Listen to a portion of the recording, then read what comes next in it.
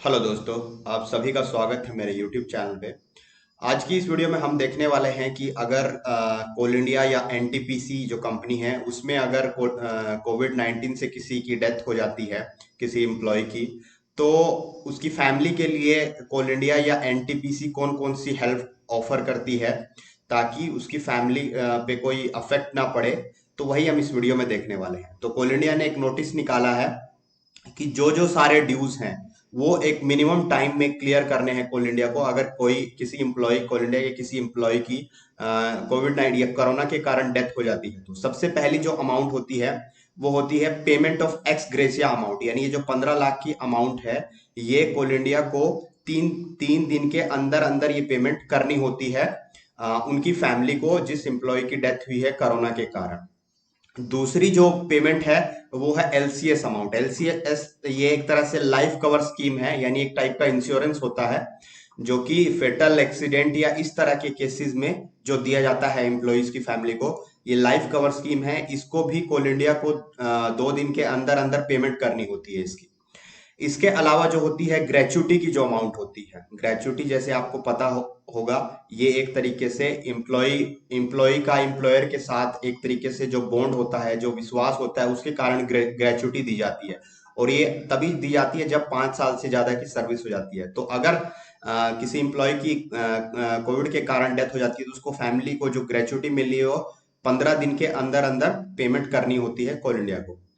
फिर उसके बाद सीएमपीएफ और पेंशन, ये दो जो अमाउंट है, सीएमपीएफ यानी कोल माइंस प्रोविडेंट फंड, और इसके अलावा जो पेंशन, जो मंथली पेंशन मिलने वाली है, उसकी जो एप्लीकेशन है उसको भी 15 दिन के अंदर उस क्लेम को प्रोसेस कर देना है।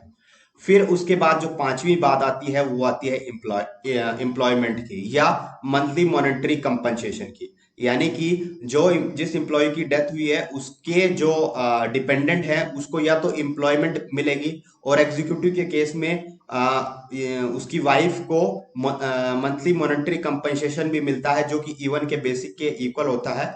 उसको भी वो भी जल्द से जल्द प्रोसेस करना है कोल इंडिया को, इस लेटर में ये कहा गया है। फिर अब हम बात करते हैं एनटीपीसी कंपनी की। एनटीपीसी कंपनी ने अपने एम्प्लॉयज के लिए क्या कहा है। सबसे पहले तो मॉनेटरी सपोर्ट देने वाले हैं in the form of monthly payment equivalent to half of employees last drawn pay. यानी कि जो एम्प्लॉय है जिसकी डेथ हुई है उसकी जो जो सैलरी थी, जो उसकी लास्ट ड्रॉन पे थी, मान लेते हैं उसकी लास्ट जो उसको सैलरी मिल रही थी वो उसको 70,000 मिल रही थी, तो उसका हाफ यानी कि 35K उसकी फैमिली को मिलता रहेगा जब तक कि उसकी रिटायरमेंट डेट नहीं होगी। यानी जब तक वो एम्प्लॉय रिटायरमेंट नहीं होने वाला था तो तब तक उसकी फैमिली को उतनी जो अमाउंट है वो मिलती रहेगी। फिर इसके अलावा एक इमीडिएट फाइनेंशियल असिस्टेंट देनी है। कहां से देनी है? वॉलेंट्री कंट्रीब्यू जो एम्प्लॉय का वॉलेंट्री कंट्रीब्यूशन था उसमें से अराउंड 36 लाख, जो कि 36 लाख में से 50% तुरंत पेमेंट करनी है और 50% जो है वो एन्युटी की फॉर्म में करनी है। उसके अलावा जो एक पेमेंट है, इंश्योरेंस पेमेंट है 8 लाख की, वो पेमेंट करनी है। फिर उसके उसके बाद अनलिमिटेड मेडिकल फैसिलिटी देनी है स्पाउस को और उसके जो डिपेंडेंट पेरेंट्स हैं, और वो कब तक देने हैं? जब तक, और उसके चिल्ड्रन यानी जो सारे उसके डिपेंडेंट हैं उसको ये अनलिमिटेड मेडिकल फैसिलिटी देनी है। और कब तक? जब तक कि उसकी नॉशनल डेट ऑफ रिटायरमेंट नहीं होती है, यानी जब तक उसकी रिटायरमेंट डेट है तब तक ये सारी चीजें देनी है। फिर उसके बाद जो अकोमोडेशन फैसिलिटी है उसकी फैमिली को, वो एनटीपीसी की किसी भी टाउनशिप या प्रोजेक्ट में प्रोवाइड करेगा एनटीपीसी, जब तक कि उस एम्प्लॉय की रिटायरमेंट की डेट नहीं होती है, तो उस टाइम तक ये प्रोवाइड करनी है।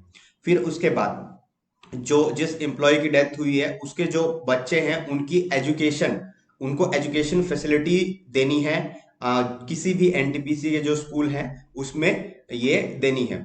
फिर उसके बाद अगर उस एम्प्लॉय ने कोई हाउस लोन लिया था अप टू 60 लाख तक का, या कोई चिल्ड्रन एजुकेशन लोन लिया था 50 लाख का, तो उसको वो पूरी की पूरी जो अमाउंट बची हुई है उसको पूरी की पूरी अमाउंट को वेवर ऑफ कर देना है। उसको एनटीपीसी पूरी की पूरी अमाउंट को वेवर ऑफ कर देगा।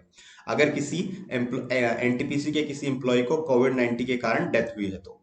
फिर जितने भी ड्यूज बचते हैं, जैसे कि पीएफ की अमाउंट हो गई, पेंशन की अमाउंट हो गई या ग्रेचुटी की अमाउंट हो गई, ये सारे के सारे तुरंत उनका जल्दी से जल्दी एनटीपीसी सेटलमेंट करेगा। ये एनटीपीसी ने अपनी कोविड जो कोरोना क्राइसिस है इसमें अपनी पॉलिसी बनाई है अपने एम्प्लॉयज के लिए। तो कोल इंडिया और एनटीपीसी दोनों की हमने कोरोना के लिए जो अपने एम्प्लॉयज के लिए जो पॉलिसी बनाई गई है इस वीडियो में, उसके बारे में देखा। इसके अलावा अगर आपको कुछ और डाउट है तो आप कमेंट बॉक्स में जान सकते हैं। Thank you.